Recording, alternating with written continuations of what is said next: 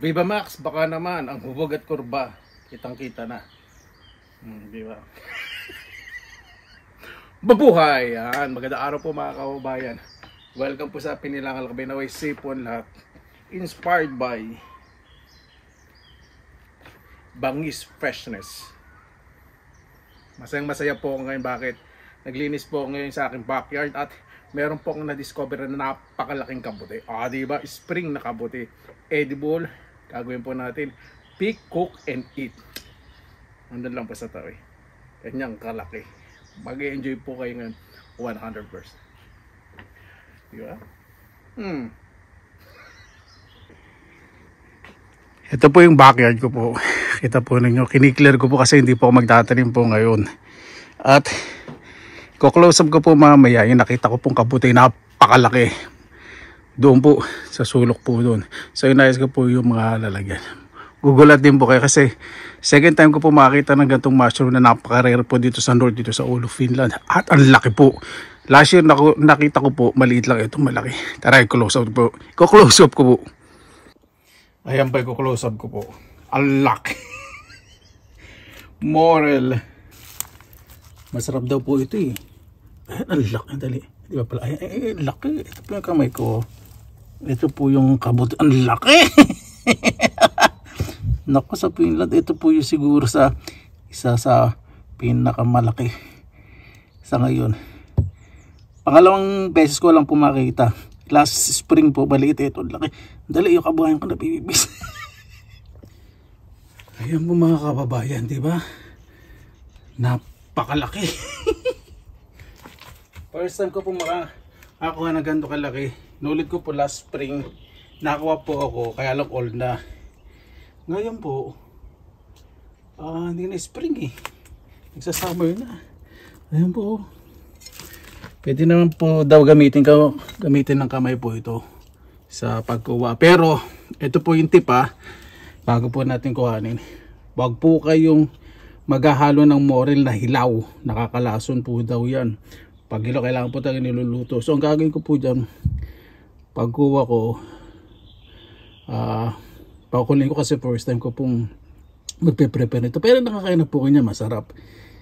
Pero gusto ko yung safe. Diba? Alam niyo na ayoko nung mamanhid ang aking ngala-ngala. Matigas siya. Yun. So, ibig sabihin, magandang klase. Bibisitin ko pong malaking baga. Paano pagkuha nito? Baka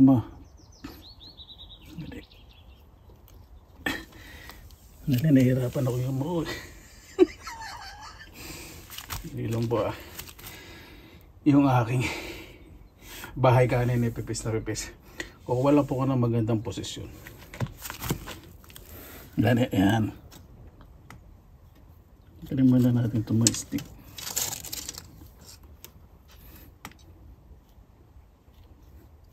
Parang dikit na dikit siya sa sa gilid. Hindi ko puputol. Tigas eh.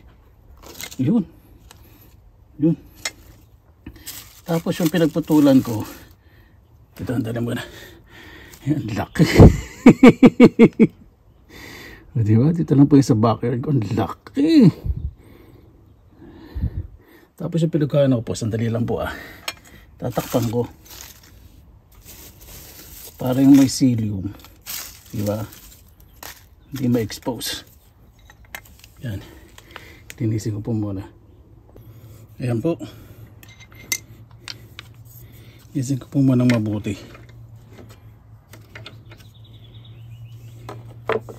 kasi may mga itsura po niya, texture po niya. Dali. Para siyang goma. Yung sinusot po sa dito. Ganun.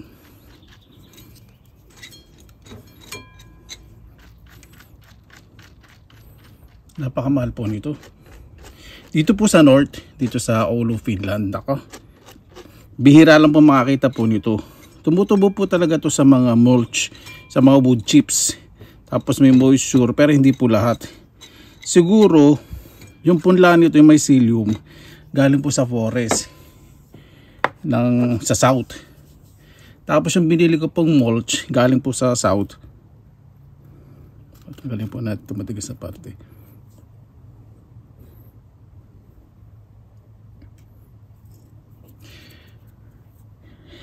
So galing po sa south po yung mulch, yung wood chips.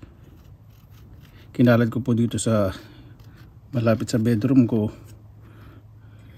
Ngayon tumubo. So kumalat na po yung mycelium dito. So kung sakasakaling lilipat ako, ipunin ko po yung wood chips. Ipunin ko. Ayan o. Ganyan po itong mga kiri na to. Ito po itong mga pinagtabasan ko, ibabalik ko po dun sa pinagkuhanan ko. Tapos tatabuan ko po ng wood chips. Laki po ano, bihira lang po kasi nag-join po kasi dito sa mushroom group dito sa Finland. So yung iba pag nakakuha talaga nito, pinakita yung presyo, napakamahal po. Morel, isang R lang po, Morel, M-O-R-E-L. Check nyo po yung price kung gaano po nga mahal. Imagine po, di ba? Halos lahat ng mushrooms po dito sa Finland na tumutubo na edible at mamahalin. Nakukuha ko po. Iba nagtataka eh. Pati dito sa likod ng backyard ko, di ba? Oh, ayan. Ito po tayo sa kusina at prepare ko po yan. Tutuin po natin. Marami pong pangalan po itong morel po na ito. Tinatawag din po itong spring morel. So 100% sure naman po ako na ito po ay edible. Pero hindi ko po muna masyadong hawakan kasi meron pong nag-prepare po nito sa bandang US. Hilaw, hindi po talaga ito pwedeng kainin ng hilaw dahil nakakamatay at yung iba talagang fatal yung poison nito, lalo na may mga allergy. Yun. Kaya kailangan po talaga dito para sa akin. Iba pwede naman pong diretso po itong iprito ng maayos. Kailangan po lutong-luto. Parang gagawin ko po dito, pakukulan ko. Pakukulan ko po muna. Siyempre sa mga nakakaalam po kung paano pag-prepare nito. Itas na ko rin ang kamay ko. Walang beses ko po itong pakukuluan bago ko lutuin. Ayoko naman ma-freeze o manigas yung ngalangal ako at hindi ko na mausad yung bagang ko. Pakulan ko po muna yan. Hindi man lang. Kaya isang kaldero isang kabuli lang. Ilulubog ko siya. Ang gagawin ko po dyan, lalagyan ko na po ng asin para yung mga impurities na nasa katawan niya ma-release. Siyempre may ingay din po ako. Hello. Kahit na mabangis ang dating ko, mas mabangis itong kakainin. Ayan, pag pinakukuluan po pala para siyang sabon, bumubula. Okay po yan para matanggal po yung mga impurities. Yung mga dumi o yung hazardous na nire-release po na liquid ng kabuti. Pangalawang pagpapakulo ko na po ito. Siyempre gusto ko safe. Dahil first time ko pong mag-prepare ng ganitong kabuti, di ba? At para din pong mga manok, baboy. Hindi nyo nang po pwedeng kainin ng hilaw, di ba? Kailangan lutuin po ninyo. At yung manok sa baboy, kailangan talagang luto-luto. Dahil pag hindi nyo nalutong mabuti at hilaw, magkakaroon kayo ng salmonella. So, ganun din naman sa kabuti. O, di ba? Ito pong morel po na to ay safe pong kainin kapag lutong-luto po. Huwag po ihahalo ng hilaw. Kasi minabalitaan nga po ako, katulad ng kanina sinabi ko, sa US, hinalo po ito ng hilaw. So, meron pong mga nadali, meron 50-50, meron pong namatay. So, kaya kailangan doble ingat. Hindi lahat ng makukuha ang kabuti pwedeng igisa agad. Iba po talaga pinakukuluan ng maayos. Meron po talagang morel, yung false morel po. Yun. Poisonous po, kailangan po talaga pakuluan ng 3 beses. Ito hindi na po false morel. So, gusto ko na talaga ng safety. So, pagkakulo, medyo umurong po siya. Urong pala itong kabuti na to. Ibababad ko po muna sa malamig na tubig para ma-rest. At hugasan ko pong mabuti. Diba? Siyempre sa mga nakakapanood po nito na alam yung ganitong species o variety ng mushroom o variety ng morel. Sabi ko, huwag naman ganyan, baka mawala na lasa niyan. First time ko bukas Nakatignan na po ako dito. Napaka-safe na po, kaya lang syempre hindi ko alam kung paano yung preparation. Yun ang pinaka-importante. Hindi porket alam natin nakabuti basta na lang natin lulutuin, di ba? Babad ko po muna sa malamig na tubig para ma-stop yung cooking. Ito po. Umurong Siyempre nag-iingat din ako. So, piyakin natin. Para makita po yung loob. Ayoko pong biyakin ng hilaw. Siyempre, first time ko na magpe-prepare nito. Kailangan daw malinis ang loob. Okay na rin pinakulo natin kung may insekto. Ayan. Ganyan po dapat talaga. Clear ang loob at hanggang tangkay. Ganyan, may hangin. So, tama. So, ang gagawin natin dito, kuhain na lang po natin ng pinong-pino. Para pag niluto po natin, maayos po yung pagkakaluto. Makunot-kunot siya. Ang lasa po nito, masarap. Parang karne. Parang yung tuwalya-tuwalya na mild. Na may texture ng egg yolk saka chicken. Naku, napakasarap. Mahirap pong explain Basta yun po yun.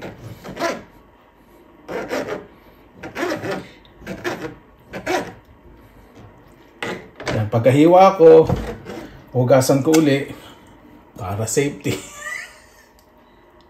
Ito kasing spring morel o totoong morel. Isa po ito sa pinakamahal, masarap. Kung pag-usapan po natin yung makinuha kong penny bun, fungi porcini, orange birch bullet, yung iba, syempre alam ko na po lahat yun. Hindi naman po expert sa mushroom. Pero ito po, dahil first time ko itatry, hindi naman po magdadalawang isip na subukan po ito dahil yung kapitbahay ko, nanguha po siya sa yard niya. Dito kapitbahay ko lang po, yung luto niya. Hindi ko po tinikman. Nakita ko po kinakain sir, nakakaya naman manghingi. Baka sabihin masiba akong mga timawag. hindi po ganun sila. Hanggat hindi kayo inaalok, huwag po kang kain. Sabi niya masarap, huwag kang matakot. So nakita ko naman, buhay pa siya ngayon.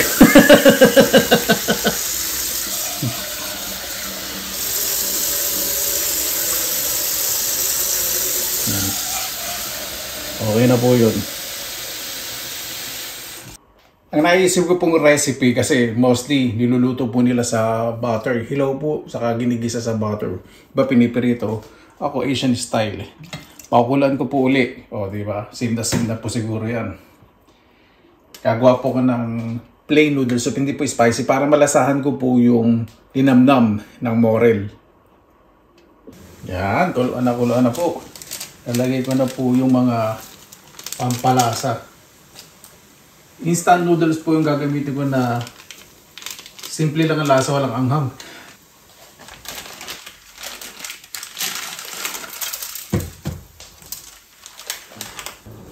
Ayan. Luto na po ang ating morel noodle soup. Tayin ko na po yung ayoko pong overcook po yung noodles para mas masarap. Tikaman na po natin. Mabuhay! Maraming salamat na po sa Panginoon. Kasama-sama na naman po tayo. Kaliligo ka lang po. Fresh to fresh. Hindi lang po halata. Bago tayo mag-umpisa, pasalamatan po muna natin ang Panginoon. Panginoon, maraming salamat na po sa biyaya. Binigyan niyo po sa ibibigay na ibigay sa araw po na ito. Maraming salamat po sa magandang panahon. Naway bawat isa ma-appreciate po, mapalagaan ang bawat biyaya, mapamaliit o mapamalaki. Mayroon po bahala po sa amin. Sinusuko na po namin sa inyo lahat sa ngalan ni Jesus. Amin. Umpisa na po natin. Diba? Napakabango. Tikman ko po muna itong ating morel. Bail lang po itong noodles Ayan po. Para pong tuwalya-tuwalya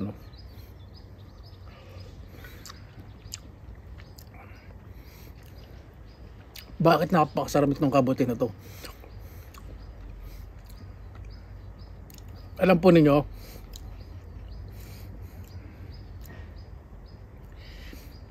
etong kabuti po na to, napakasarap. Ito po siguro yung kabuti na Very close sa lasa po ng karne. Saka maganda po itong substitute sa mga iluluto po. Napakasarap. Para din ako makain ng tuwalya-tuwalya. Yung meaty taste niya, yung meaty texture, parang may nalalasahan din po ang konting lasa ng beef.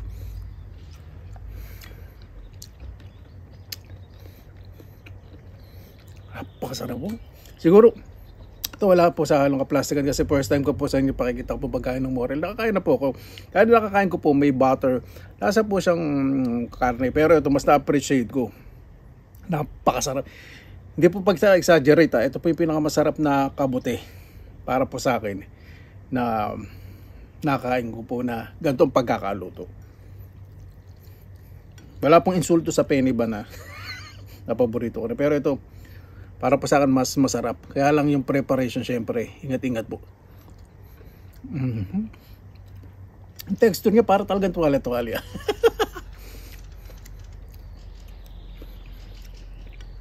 Makunat-kunat, napakasarap. Yan po, di ba? Napakasarap tingnan. Enjoy lang po natin ang weather. Napakatahimik po, no? Sarap.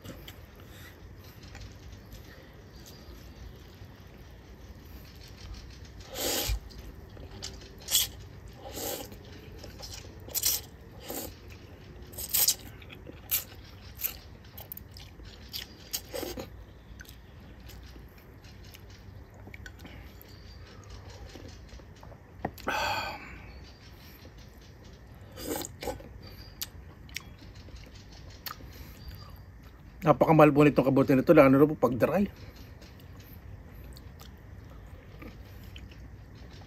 Alam po ninyo ang kabote, napakarami pong naidudulot ng magandang sa kalusugan. Pero wag po laging araw-araw kumain ng kabote kasi ito po yung nakakapagpalinis ng ating internal organ. Natagal po yung bad bacteria. Pero pag napasobra pati yung good bacteria tatagal. So wag everyday, di ba? 2 to 3 times a week. Pwede na yun.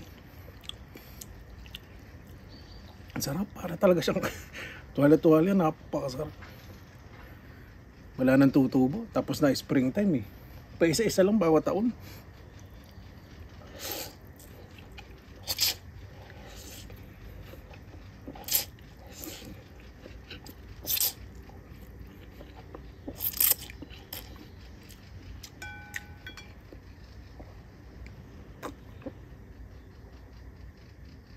Mostly tumutubo po siya sa south. Dito po sa north, bihira lang po yan. At imagine dito po sa yard ko po tumubo, di ba? So yung wood chips galing sa south, may mga mycelium, di ba? Na na-stack dun sa wood chips, ayun. Yung substrate. Naging substrate yung wood chips. Dahil sa malinis na kapaligiran, walang insekto, tumubo, malinis na paligid. Diretso sa pagkainan, saan ka pa? Respeto talaga kailangan natin sa Mother Earth.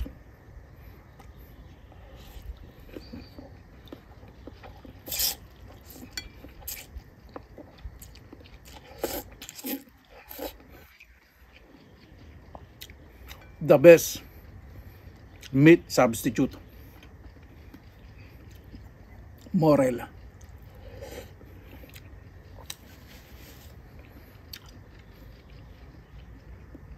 Hindi ko po masasabing ito yung pinaka-paborito kong mushroom.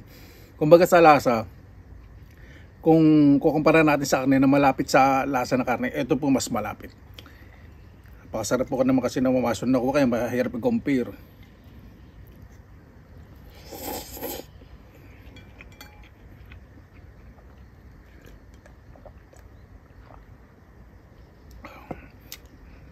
Hinihintay nyo po bang tamigas yung galang-alok? Hindi.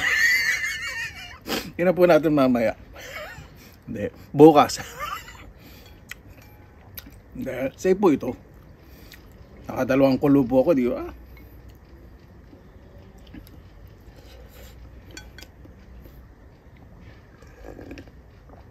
Pakasarap. Yung umami taste po yung linamnam sa kabuti. Lasang lasa po dito. Pero yung strong umami taste talaga nasa shiitake mushroom.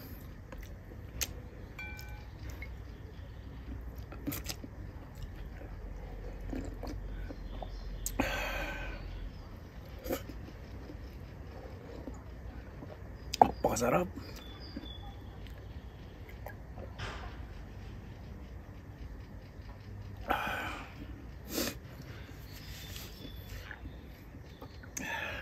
Sarap ng pakiramdam pag naaarawan.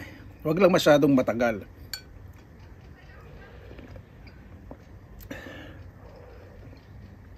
Lalo na sa Pilipinas, mainit, ingat po. Pero nga nag-umpisa na po ang tag-ulan, medyo lumalamig-lamig na.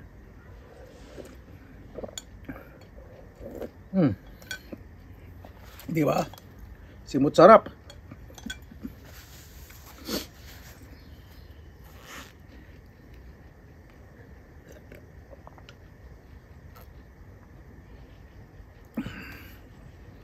Paano po, maraming salamat naman sa inyong oras na ilan sa Pinilang Alakbay. Bago po tayo magtapos, pasalamatan po muna natin ang Panginoon. Panginoon, maraming salamat naman sa biyaya binigay niyo po sa aming lahat. Naway pangalagaan po ang kalikasan dahil doon po nanggagaling lahat ng aming pangangailangan. Sa simpleng bakuran po, ingatan, magtanim ng mga gulay dahil napakalaking menos po, lalo na po sa panahon po ngayon, maging practical po ang bawat isa. Naway ang respeto mas tumaas sa kalikasan at higit po sa kapwa. Kaya na po bahala po sa amin, sinusuko na po namin sa inyo lahat sa ngalan ni Jesus. Amin. Paano po, maraming salamat naman po sa inyong oras na inlaan sa Pinilang Alakbay. Basta lagi po tayong positive vibes, good vibes. God bless, ingat po lagi, magandang araw. Laban lang.